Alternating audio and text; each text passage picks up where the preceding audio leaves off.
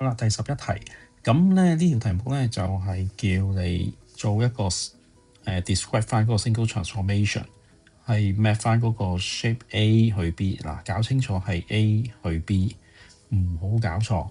A 而家係大嗰個幅，B 係細嗰個幅。OK， 即係呢個咧係一個縮細嘅圖畫嚟嘅。咁要做呢啲，攞翻把間尺出嚟先。嗱，咁個間尺有咩用咧？就係幫你揾翻個 centre of enlargement。咁好簡單嘅啫。咁我哋揀兩個 point。OK， 嗱，譬如話我揀一個圖形嘅哚哚，跟住用一條直線連埋佢哋。OK， 好，一條直線畫長啲啦。咁另外再揀另一個 point。咁譬如話我揀左上角呢度，亦都一樣用把間尺連埋佢哋。咁你就會見到一個相交點㗎啦。咁而家你見到個相交點就係1-7啦，得唔得？咁呢個就係個 centre of enlargement。咁你就另一樣嘢，咁佢 enlarge 咗幾多啊？咁你咪又數下咯。呢度個圖形長，呢度係6格，6，而另外呢個咧就得返3，咁即係話縮細咗啦。即係佢個 enlargement 係一個分數就係1/2，所以咧你得到嘅資料就係 OK 係啊。enlargement OK， 咁係幾多咧？1/2 centre 即係 COE 啦，就係 at 1-7搞掂。好，咁跟住到下邊呢條咧，咁就係話有個 sector 個 radius 咧就係咁啦，12cm 嘅 angle 咧60度。咁而家叫你 work out the length of arc，即係呢一個嘅長度。咁呢個好簡單嘅啫。首先你幻想到一個圓形，咁而家呢個圓形咧 centre 喺呢度啦。咁佢個 radius 咧就係12cm。咁而家你呢一部分只係得60度啫。咁而家叫你計翻呢一個 section 喎，點做咧？咁你應該知道成個圓周就 2πr 啊嘛。咁而家佢只係佔咗一部分啫。咁佔咗幾多咧？就係60/360度咁多。OK， 咁呢一個咪就係個 arc 嘅 length 咯。好，咁啊，塞翻一啲相關嘅數落去啦。2πr12，咁啊60/360即係1/6。咁你好簡單，撲呢個揀咪等於4π咯。所以係4π啦。第13條題目就係講啦 ABCDE， 咁係一個 pentagon 嚟嘅。咁AB 7cm， 咁你睇下佢已經畫咗 AB 俾你噶啦。咁你數一數1、2、3、4、5、6、7，亦都係7格嘅喎。咁即係代表咩咧？即係話一格咧係代表1個 cm 嘅。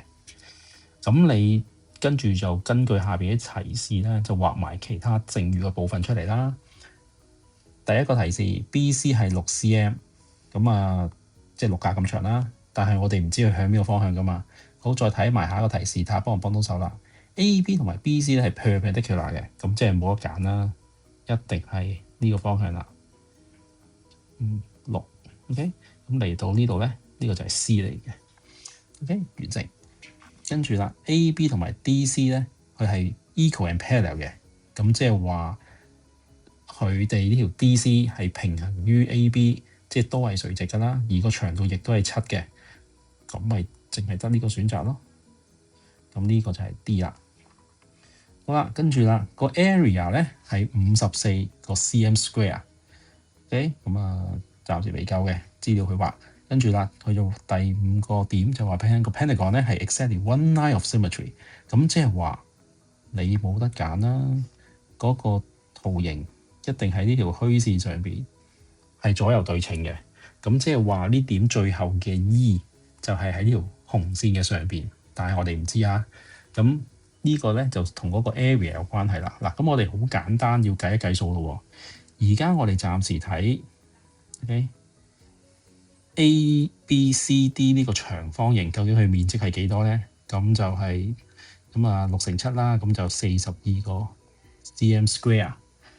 咁即係話再加埋上面嗰個 AED 嘅三角形嘅話咧，就總共係52。咁佢個 area 咧就應該係12個 cm square 啦。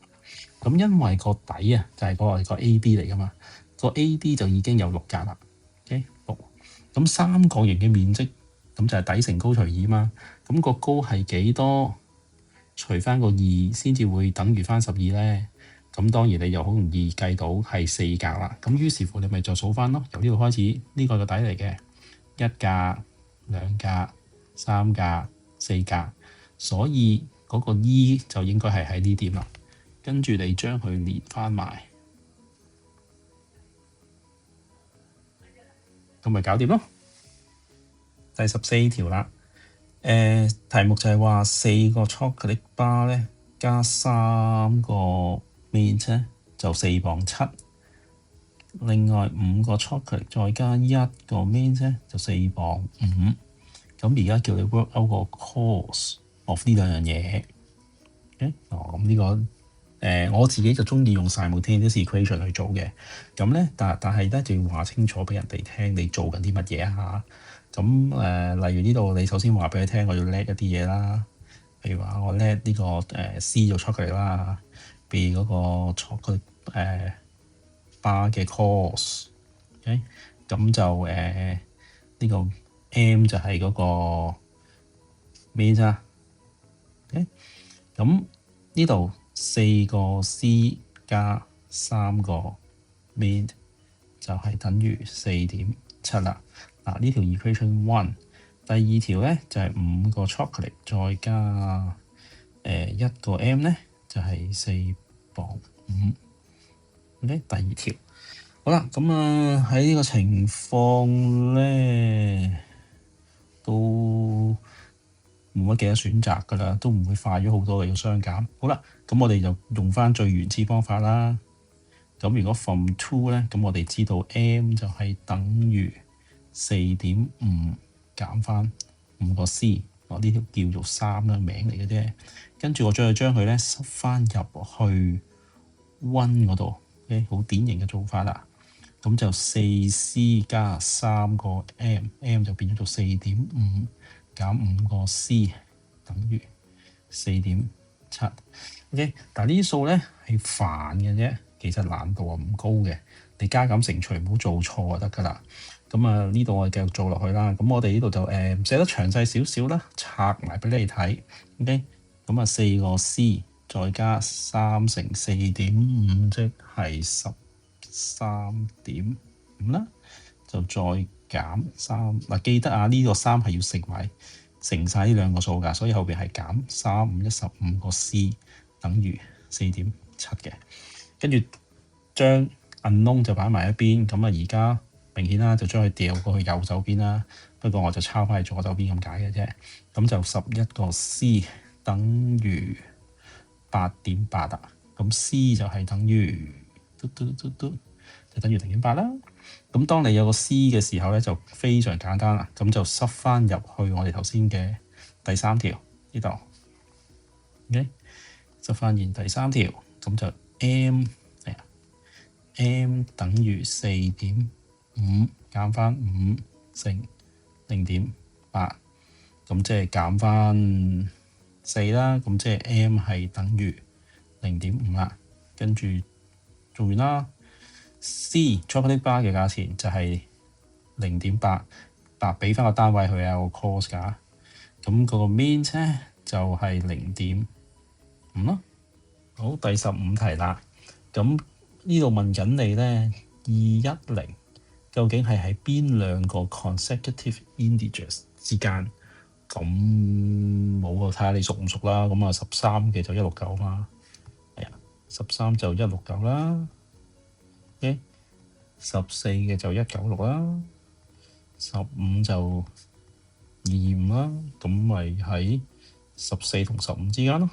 OK， 咁唔需要解釋㗎啦，1分題目。好，咁再落去啦，15B。咁而家就話有個 calculation 喎，A 同 B 就咁樣啦。哇係，好啦，叫你 use approximation 去 show that answer A 係細過 answer B 嘅。咁樣你咪分開做咯。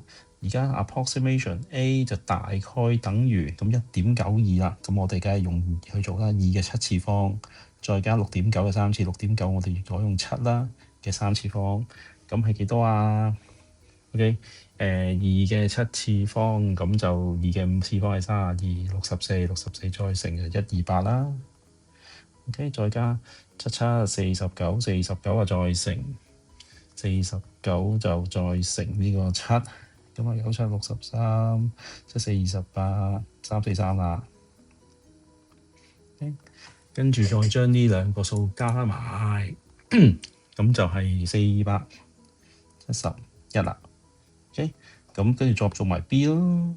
咁 B 呢度你個 approximation 咧，咁你明顯啦，就將入邊變做10之後咧6個0，再開放3次。OK，咁即係等於5乘呢度即係100啦。咁咪即係等於500咯，which is 係大過 A 嘅。